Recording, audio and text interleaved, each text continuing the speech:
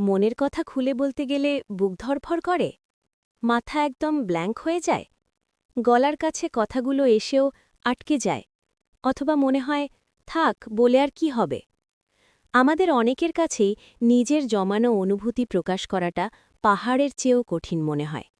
আমরা আসলে কথা বলতে ভয় পাই না, আমরা ভয় পাই ফলাফলকে। মনের মধ্যে সাধারণত এই চিন্তাগুলোই ঘুরপাক খায়। যদি সে আমাকে ভুল বোঝে, বা যদি সে হাসাহাসি করে।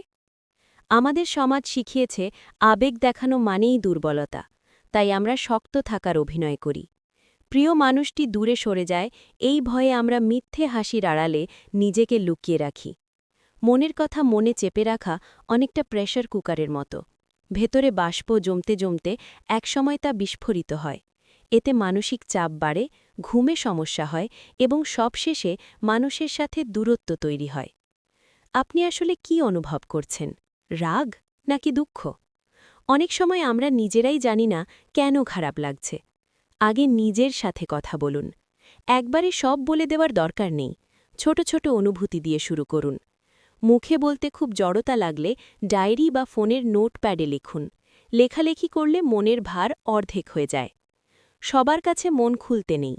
এমন কাউকে খুঁজুন যে বিচার বা জাজ না করে আপনার কথা শুনবে। আর কথা বলার জন্য একটা শান্ত সময় বেছে নিন।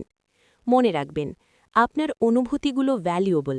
আপনি রোবট নন যে সবসময় সব ঠিক থাকবে। মুখ ফুটে মনের কথা বলাটা দুর্বলতা নয়, বরং এটা অনেক বড় একটা সাহসের কাজ।